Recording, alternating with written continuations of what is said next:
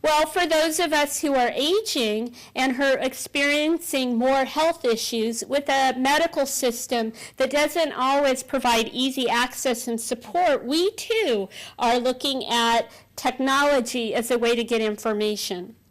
So as we look at our marketplace and how we interact with physicians, government leaders, scientific thought leaders, consumers, we wanted to know how should we be leveraging technology, especially given our product portfolio, which addresses vaccines that prevent various conditions for youth, as well as those that address things like shingles for people and prevent them from getting shingles, or Zostavax.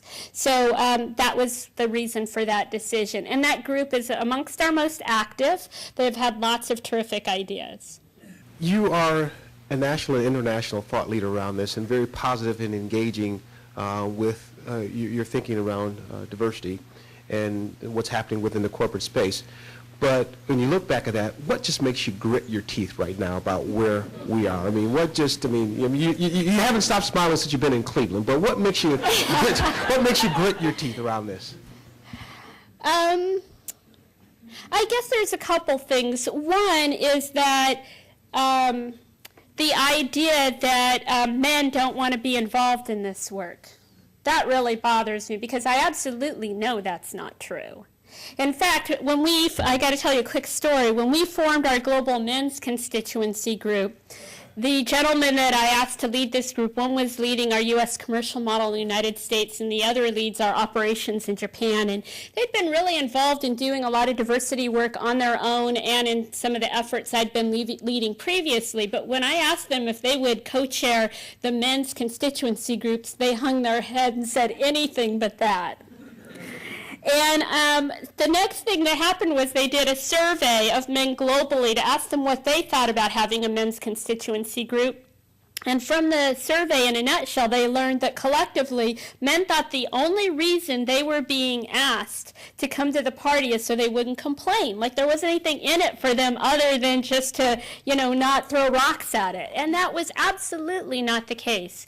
But you know what? We turned the corner very quickly. And how we did that is during the launch, we found some global research that demonstrated all the ways in which men have paid a price for the rigid way we define them in our society. The fact that they are more likely to be the victim of a crime or die in a war conflict. The fact that they are relegated to certain types of jobs in our society, and they tend to work so much that it compromises their relationships with their partners, their parents, and their children. The fact that they don't have as good of healthcare outcomes and a shorter lifespan because they're not paying attention to the healthcare that they need, because it's braver to just not address your health, I guess. And so with all of that, not being able to show emotion, all the things that go on in school about, you have to be good at athletics, all those kinds of things, it's just ridiculous that we haven't figured out a way to engage men in a way that they can be whole people. And so one of the things that always makes me grit my teeth is, why aren't we bringing men to the party on this in a way that is meaningful? And if they don't know how to interact with constituencies that are other than their own, how come we just don't show them how? We had to learn how.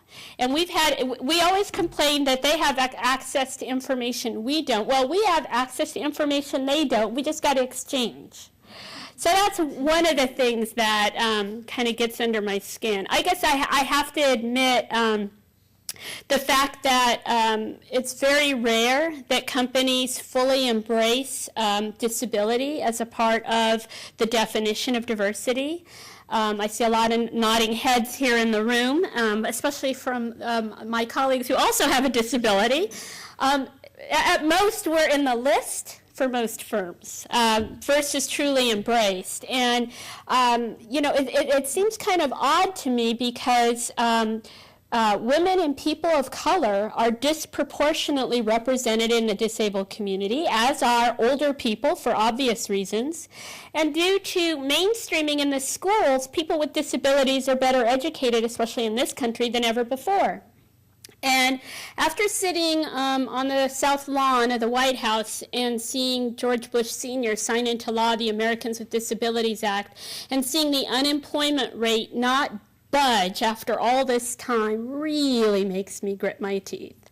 I really wonder why, if nothing else, enlightened self-interest for all those who are temporarily able-bodied, we haven't solved that one.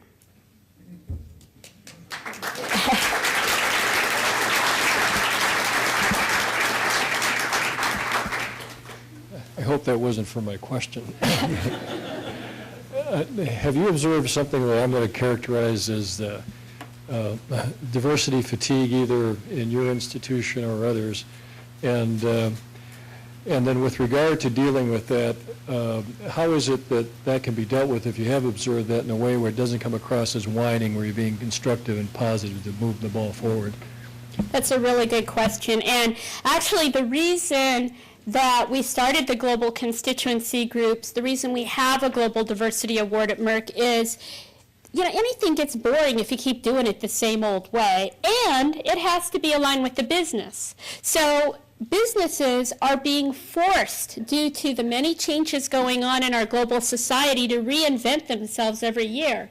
Well, diversity and inclusion darn better be doing the same thing. We have to be aligned with the key priorities of the business. We have to understand our marketplace, and we have to engage our employees in a way that they want to. And it can't be platitudes. It needs to be ways of truly getting engaged.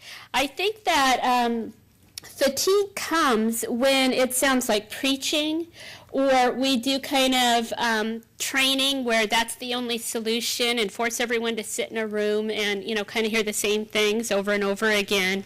I think what's real for people is being able to talk about what they need to have in the work environment to feel totally included. And most people at the firm that they're at really want to have line of sight around how they can personally add value to the customer and be part of the solutions in the business. And really, that's the key to diversity and inclusion, is getting business results. And then you don't get fatigued because, the stock price goes up and good things like that.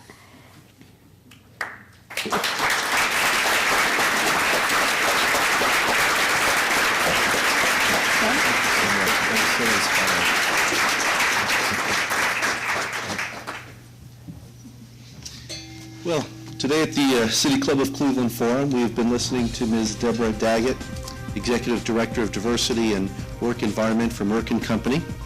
Thank you, Ms. Dagit. Thank you, ladies and gentlemen. The forum is now adjourned. For information on upcoming speakers or for podcasts of the City Club, go to cityclub.org.